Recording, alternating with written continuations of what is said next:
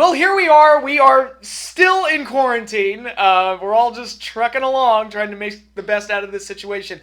I think these videos are helping me to maintain my sanity because they actually give me something to do and something to plan for. Because I'm not going out, I'm not doing anything else. So, yeah, and it's so weird because I grew up a very introverted person, and I am craving like face-to-face human interaction at this point. Like, dude, I gotta go to a bar or I gotta go somewhere, anywhere, and meet with people because this whole like the only people I've talked to face in the past month have been the cashiers at the grocery store, and they're behind plastic walls and wearing masks. So it's just it's a crazy world that we currently live in, but we're gonna get through it. We're gonna get through it, and when we do, it's gonna be awesome and great and grand and wonderful, and we will never take our lives for granted ever again. Oh boy, I wish. Anyway, before I get into the main topic of today's video, I do want to address something that I completely forgot to cover in my previous video. I think given the current circumstances, I've just completely lost track of time, and time has lost its effect on me. But I had completely forgotten to do a tribute to Howard Finkel, the Fink, who recently passed away, and this was a wrestling death that didn't necessarily shock me because I'd heard he had been in poor health for the last couple years or so. But it is one that really saddened me because, I mean, when you think of the Fink, you think of one of the icons of the WWE. Whether it be his voice or just the sight of him announcing wrestling shows, you can't think of one without thinking of the other when it comes to the relationship between WWE and Howard Finkel. It's just, they just go together like peanut butter and jelly. And he was one of the voices of our wrestling childhoods. And for my money, and I've been watching this stuff for, 3 decades now. I'd say greatest ring announcer in the history of the business. Number 2 on that list would be Michael fucking Buffer, the voice of boxing, who is an excellent ring announcer. And yes, since I've been watching a bunch of WCW lately, it's like, yeah, he added a lot to the show. He really did. Whenever he announced a main event, he added a lot. But when it comes to wrestling, man, nobody can touch the Fink. And I think a lot of people say it best. Nobody can crown a new champion like the Fink. That whole bit, it's fantastic. And no one can crown a new champion like the Fink. And when I look back on the Fink's work, the ones that really stick out to me, like his best announcements, when he announced Savage winning the title at WrestleMania 8, and that one he broke from the norm, where instead of saying "and new," he said "and once again." And I don't know why, that little change up made me super happy as a kid. And I was just going nuts for Savage anyway, so that one really sticks out.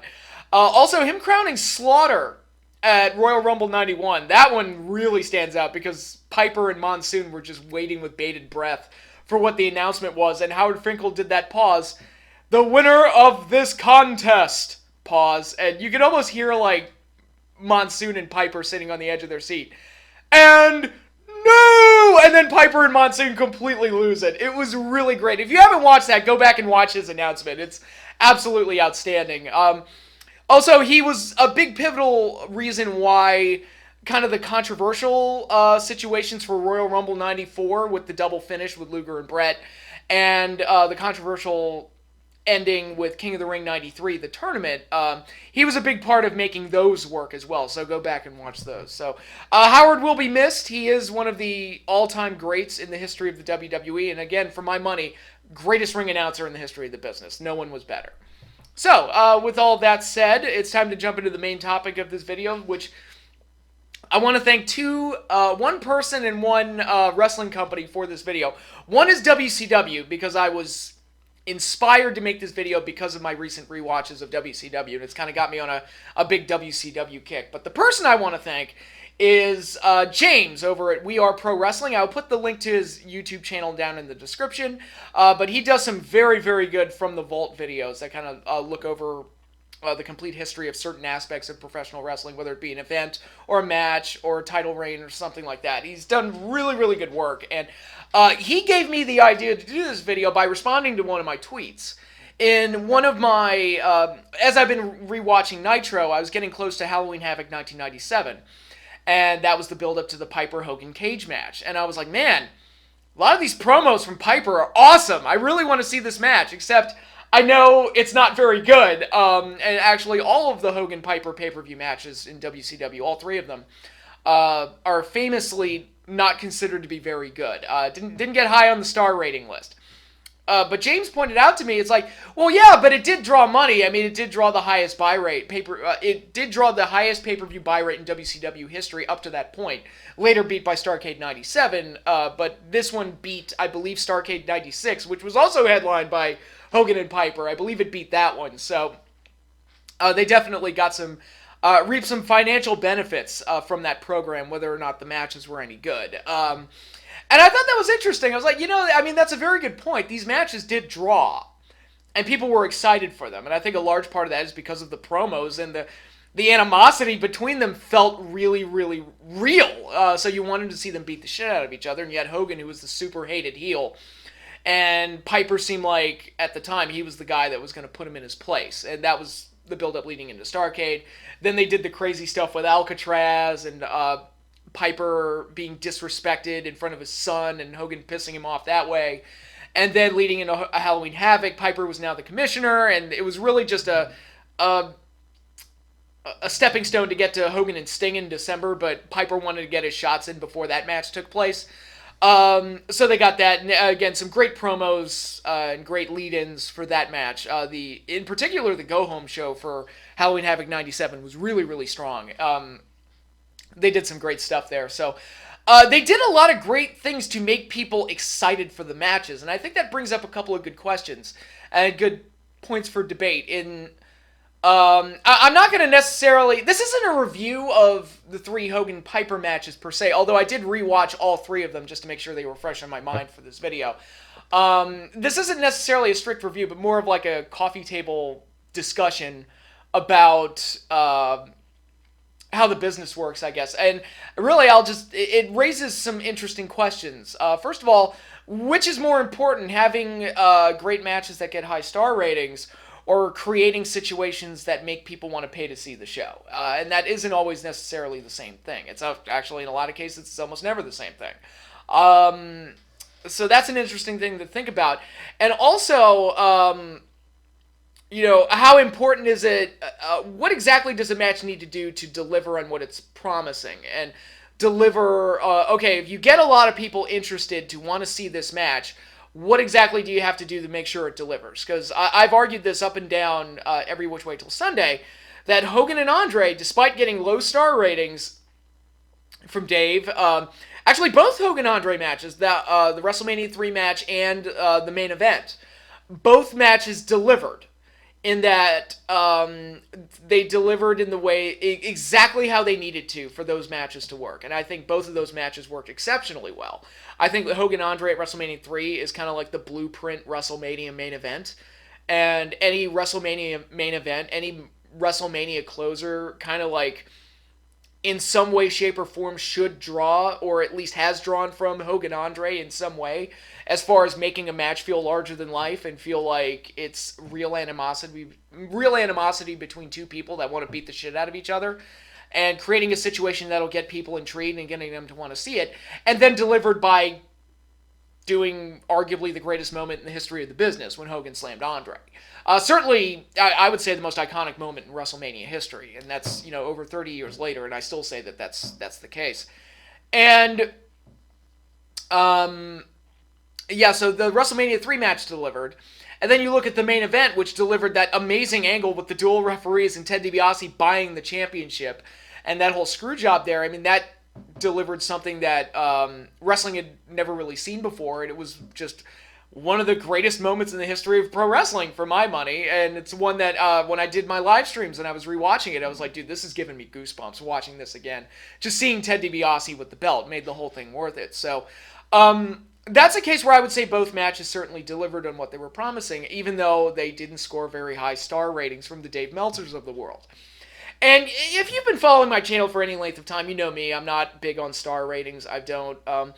For a couple of reasons. One, it kind of, and I don't want to sound like I'm picking on Dave. That wasn't the point of this video. But far too often people quibble over whether or not something is 4.5 stars or 5 stars. And there's too much. It almost feels like they're applying a formula to judge whether or not they like something. And I'm personally the type of guy that's like, look, if I liked it, I liked it. If I didn't, I didn't. Then I'll explain why. I don't really feel the need to apply a star rating. I remember having debates with people like 20 years ago where I was like, wow, I really enjoyed that match. That was great.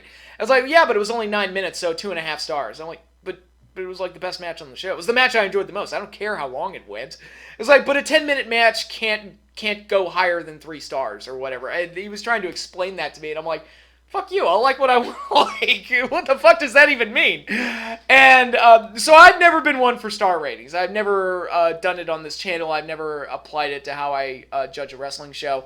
I normally judge it based on like feelings and how the match has made me feel and how the overall show made me feel. And that's just typically how I've always looked at it. But when you look at the Hogan-Piper matches, they're very interesting because they did draw money. They did get box office success from them. And I think that debate really comes into play here because obviously WCW did create situations where people wanted to see these matches. And I guess it's up for me right now to determine, did those matches deliver in any way, shape, or form? If not in the star ratings department with the people that look for that kind of stuff, did it deliver in any way, shape, or form that would make people want to watch it? I would say that the Starrcade match had a great atmosphere where the crowd was really into it and they loved Piper and hated Hogan, and I think that helped it a little bit. And I think the finish with Piper beating Hogan gave the people that wanted to see Piper beat him, it gave them what they wanted. And so I would say it worked in that regard. I'm not saying it's my favorite match of all time or anything like that, but I thought it was okay. And you got some setup for the Hogan Giant match at the next pay-per-view. Now, the biggest issue with this match is that it was non-title. And I don't necessarily have a problem with having a non-title match, but I think it should have been more clear that it was non-title. And to be fair, rewatching all the Nitros, they did have the Giant win the World War III Battle Royal, and they did say he would get the next title shot, which created that whole friction within the NWO where Hogan was like, great, we get to keep it within the family, and Giant's like, yeah, but I want my shot. It's like, no, seriously, I want my shot. And that led to the Giant leaving the NWO and that whole shebang and yada, yada, yada. So to be fair, they did have that out there where they did say that the Giant was next in line to get the title shot. They should have been more clear about it, though, that Piper... they also said things like Piper's not really under contract with WCW. He's not aligned with WCW. He just wants to get after Hogan. So I was like, all right. They had some outs there, but again, it should have been spelled out more clearly that... the title was not on the line. Although I guess you could say it's the most, title's not on the line and people still paid to see it in big numbers. So it's like, okay, they got something out of it. And then because of Piper's victory, it set the stage for a rematch with the title on the line, which they did do with the whole Alcatraz thing, which I loved. I know a lot of people don't like it. It's like, I thought it was great because it's insane. And Roddy Piper's one of the few guys that could get away with skits like that. But they did that match, and I think I probably enjoyed it more than the Starrcade match. It was a little bit more intense with Piper kind of flying more off the handle a little bit. I think these matches really highlighted Piper's age and that Piper was past his prime. I think that wasn't hidden very well in these matches, but I think of the three, I think the Super Brawl match hit it the best. But you got that ending where Macho Man definitively aligned with the NWO. So it all right, so you got the big rematch out of it. Hogan gets the win in a screw job finish. But Savage joined the NWO, and now it kind of enhances the mystery because Savage had been aligned with Sting, and it's like, all right, so where does Sting fall in all of this? And that leads to what we got at Uncensored, which is probably my favorite moment in WCW history, where Sting definitively aligned with WCW and went after the NWO. So there was a payoff there, and it was kind of like, all right, Piper was the next one to fall to Hogan, and that set the stage for Sting to finally step up and be the guy to be the flag bearer for WCW. So, did the Super Brawl match deliver? Probably a little bit better than Starrcade. In some respects, except for Piper losing, because, Piper... I think Piper really believed that he was, the one guy that could overcome the NWO bullshit and beat Hogan, and I think that, when you look at their matches, that was pretty much kept intact, except for the Super Brawl match where Savage screwed him, but, then we take a few months off from that feud, and then it gets revisited going into Halloween Havoc 97. This is where I think that the feud was overstayed its welcome, but it still did a huge buy rate. And it's a famously bad cage match, which looks even worse when compared to the Hell in a Cell match between Undertaker and Shawn on the other company. And you just look at the two, it's like, gee, which one would I rather watch? And they had similar setups in a way where it's like you had this hated heel that you wanted to see get his ass kicked. The difference is the cage match in Halloween Havoc 97 looked like two old guys fumbling around. And the Hell in a Cell match looked like Shawn Michaels was getting murdered right in front of our eyes. It was just a bloodbath and a spectacle. And even though Shawn won, you did get the debut of Kane as well, which certainly helped make that memorable too. But I mean, you look at the two and there's no comparison, but they still did a great buy rate. So it showed, I guess, there was still gold to mine from the Hogan Piper scenario. So it was like, okay. Fortunately, they didn't do it again on a major pay-per-view, so that's good. But it's a very interesting thing to look at, though. It's like, which is more important, like the numbers and the business side of things, and creating, and not even just the business side of things, but like the whole creative process, creating situations where people want to see the matches. And I would argue that is the most important thing. And I've said this before many, many times, but you can be the greatest athlete in the world and you can do all the flippy flops you want. But if you're not interesting and I can't get invested in you, then it ain't going to make any difference at all whatsoever. People were telling me that Mustafa Ali was going to be this big breakout star or something, and I watch him and I'm like, he's all right. He does a couple flashy moves, but I don't really see anything there. Maybe he'll develop into something. Actually, perfect example, rewatching WCW. Babyface Chris Jericho at this young stage of his career, the Lionheart, absolutely sucks. Like, he just sucks. He's just bland and boring and just the whitest of white meat baby faces. Like, he's interchangeable with anybody else, and I'm like, dude, there's so many other guys I'd rather watch than this guy. And Jericho, as we all know, would soon develop into one of the greatest in the history of the business. And I think the heel turn did a lot for his career. And, him injecting a lot more of his creative input into his character helped out a lot as well. But at those, like, 96, 97 Jericho, I'm like, no thank you. Too bland, too boring. No thank you at all. So yeah, I guess that's the debate. And, I've heard Al Snow talk about it. He's brought up WrestleMania 3 a lot. And how Andre Hogan was the better match because that was the one that people were really invested in seeing, and Savage Steamboat was the one for the star ratings junkies. I don't necessarily agree with that because I thought Savage and Steamboat had a great build-up too. So, if I was watching at the time, I was only 2 years old, so I didn't see it week to week, but going back and watching it is like, dude, if I had been watching this back then, I would have been so stoked for Savage and Steamboat because the build-up and the setup was so good. And I guess that's what it comes down to, where the ideal situation is that you create a believable situation where people really want to see the fight. And that should be the number one priority. And then when it comes time to do the fight, you deliver. And delivering doesn't necessarily mean star ratings. Delivering can just be the right guy goes over. Or you do something memorable that'll stand the test of time and serve as one of the greatest moments in the history of wrestling. Like the main event, like Hell in a Cell, the first one with Kane's debut. Memorable moments like that. If you're able to create things like that, then the match probably delivered. Actually, a perfect example, I've heard Stone Cold Steve Austin talk about his first title win at WrestleMania 14 and how he said that the match was, quote, the drizzling shits. He didn't like the match very much. I would argue that it didn't matter that it wasn't the most technically sound match ever because it gave the people exactly what they wanted. I take it Austin's probably a perfectionist, and that's great and everything, but when you look at the match, it's like, look, all people wanted was for Austin to win and for Mike Tyson to do something. They got both of those things. Actually, although Mike Tyson's fast count, not ideal, he probably should have taught Nick Patrick how to fast count, but that's a different story entirely. But the match gave people exactly what they wanted. The villain fell, Austin won, and Mike Tyson did something. And that was really all the match needed to be. It didn't need to be anything any more technically sound than that. It delivered exactly what the people wanted and what it needed to be.